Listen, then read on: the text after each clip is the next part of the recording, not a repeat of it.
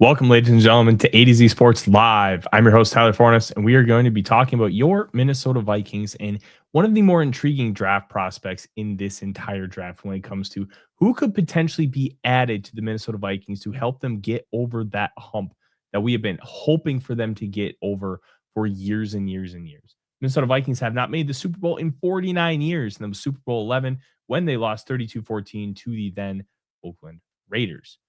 Now, when we look forward at what the Minnesota Vikings could potentially be, there are a lot of different ways that you can look at improving the team. I'm currently writing a mock draft where it focuses on a Jordan Addison trade, which is how mock drafts should be. Explore situations. What could this situation look like if you did this or if you did that? And then once we get closer to the NFL draft in April, we can use those as predictive elements. Now, what I like to do over the course of the entire draft season, which I start January 1st, and then I finish in the day of the draft. That morning, I publish the final mock draft tracker, and I try to see what analysts believe that the Minnesota Vikings should do. How should they maximize it? How should they go about their first round pick? And there is wisdom in crowds. The first year was very minimal. I was just getting started, and I was not full-time in the industry yet. So I had just over 100 mock drafts. Not a single one of them had them taking Lewis Cine because they were picking 12th overall, and they ended up moving back to 32nd. In the 2023 draft, I collected over 500 mock drafts, and Jordan Addison was second on that list with 53 selections. 10% of the list was Jordan Addison. Now, number one was Deonte Banks. He went just a pick later to the New York Giants. But what really was interesting about kind of looking at that data set was, okay, there are a lot of different people kind of selecting there, but at the same time, you have different positions and you have different thought processes. But at the end of the day, you take a look at what they offer, and you can see that there's wisdom in crowds because overall, a large body of work tells you that they kind of have some credence and some, what's the right word? Credibility. And in 2024, 836 mock drafts. 279 of them were J.J. McCarthy. Dallas Turner was seventh on that list. Now, McCarthy was first. Turner had about 40. All that ended up kind of working out itself out. And you can see over time how things like to evolve. You can see patterns and trends start to evolve. And that's something that I really like to look at. Now, he mentions Addison to the Chiefs for swap of round one picks and get Love. You're essentially at that point trading Jordan Addison for Jeremiah Love and expecting Love to be like a mega superstar. I think that would be a poor use of draft capital personally because you're not getting anything extra. Like if you trade Addison, you'd get a couple of picks. Therefore, you're getting extra. And you still have your first round pick. You're not getting anything extra by making this trade. And to me, unless you're doing that for a quarterback, it would be a waste of capital. But I don't hate the idea of taking Jeremiah Love. I just hate the idea of giving up capital when you already have a star player in Addison. I know there's off the field stuff and it complicates the issue. But on an overall scale, I think you need to be careful with how you approach that.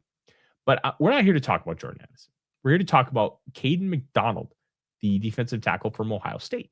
And last night I had JP Acosta on the Real Forno show, and we talked about the little nuances with draft scouting and talking about looking at pass rush versus run defense and how you quantify that, because that's a huge aspect in Kayden McDonald's game. And I think JP had a really good point about how run defense sets the floor, pass rush sets the ceiling. Now, when it comes to a guy like McDonald, how much are you going to value the floor versus the ceiling? And that is where we can have philosophical differences on what you need.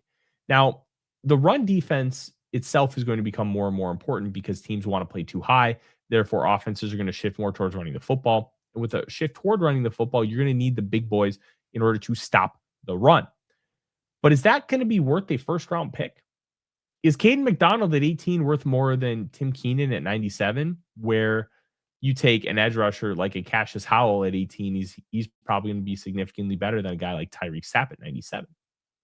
Those things all matter, and they're a big part of this discussion because McDonald himself is incredible. If you are a WCW fan and you watched in the Attitude Era, you have probably heard of or seen the Judy Bagwell on a forklift match. That's the only way you can move Kayden McDonald. You need a damn forklift. You are not going to be able to move him with just one offensive lineman, unless that guy's like Quentin Nelson or Lane Johnson. You're just not going to be able to do it because he is stout and just built with power.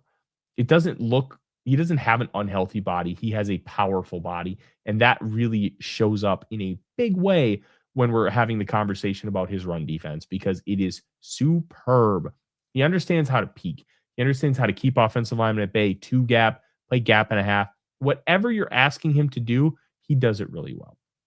And there's even a play against Texas where he's kind of slanting toward the left side of the line of scrimmage, and Arch Manning rolls out to his right.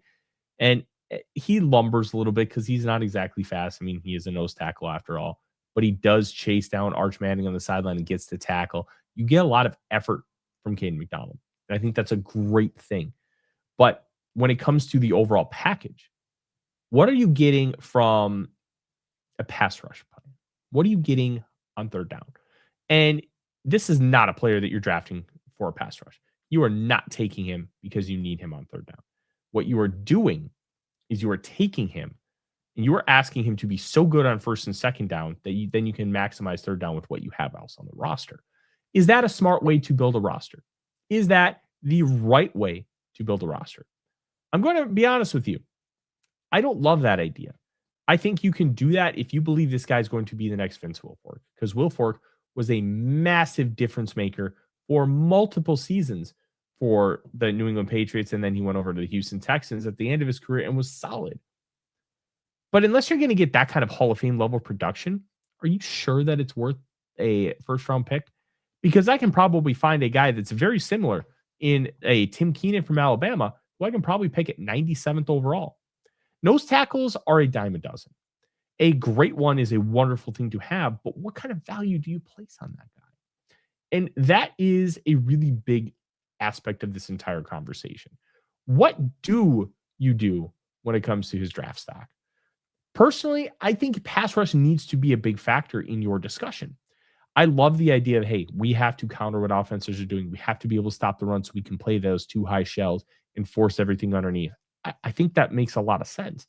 But are you sure that it's going to be worth your time? Are you sure it's going to be worth your assets to be able to pay a premium for that player when I can get a very good player at that same position and dedicate that resource to a stud cornerback, a wide receiver to maybe replace a Jordan Addison? Those are the real questions that you have to have with the Kayden McDonald, because when he is rushing the passer, it's pretty much, I'm going to push the pocket forward. Think of Jonathan Bullard. He's honestly a pretty good comp here. Bullard was an elite run defender. Fantastic football player. But you were only getting like a 2% pressure percentage because he just wasn't able to do anything other than push the pocket. Now, McDonald's going to be about the same. And to me, that's a problem. I need my defensive lineman. I don't want you to be void against the run. I think one of the things that made the Vikings run defense much better toward the end of the year was they started slanting. And they started using their players in a smart way instead of just going one-on-one like you can with a nose tackle. Slant, attack gaps, slash. Doing those things helped a lot, and it maximizes a guy like Javon Hargrave, who really isn't a good run defender. But you don't have to be a really good run defender in a normal sense. You can just be a guy who crashes gaps and slashes across offensive linemen, crosses their face. Those things matter. And I think you can work with it. Now, you have a guy like Jalen Redmond, who is a very good run defender. I think you take that kind of player and you can do a lot of really good things with him. I personally would rather have a guy who is a good pass rusher. I don't think you need to completely ignore nose tackle. I don't think that's a smart idea. The Harrison Phillips trade, I don't love that. I still don't love that. I think keeping him in the building would have been a smarter decision, but that's not what they chose to do. And that's why we're in this situation. Norris Force says Stout doesn't matter. Best defensive lineman in Vikings history is 6'4" Keith Millard. It's about speed and power, and he was the strongest and fastest. You know what? If we could have Keith Millard in 2026, I would love that. Millard was a fantastic football player. And it just speaks to the history of the Minnesota Vikings from a defensive line perspective. They don't get enough love for how good their defensive line has been. They have 5 Hall of Famers already, and they should have a 6th and a 7th once Kevin Williams and Jim Marshall get in, which God forbid they both deserve to be in like right away. It's a position that you need to have and you need to be able to fortify. But how you approach building that roster is an important factor as well. I think Hargrave is a really good pass rusher, and I love the fact that you can kind of do a little bit of everything with him. He's not a void run defender. He's a good run defender. He can handle a double team relatively well, which Hargrave cannot, even though he's about 15 pounds heavier. Now, remember, weight isn't everything. Byron Murphy II at Texas was a 300-pound nose tackle. Devondre Sweat was a 365-pound 3 technique. Those differences matter. It's about play style. And I'm really excited about that. Drew Christensen says Tim Keenan pushed the pocket similar to McDonald. Yeah, that's my thing. I struggled to see where Kayden McDonald is just a significantly better player when it comes to value.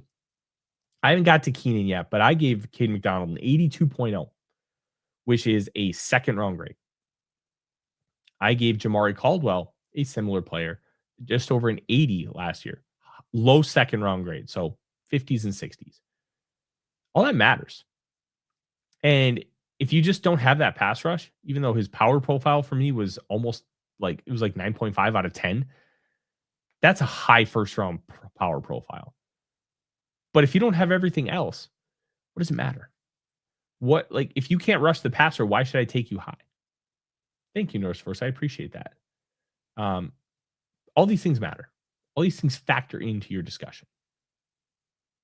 And I think if you take Kayden McDonald, it wouldn't be a disaster. I think it would be a good pick because I think he's a good player.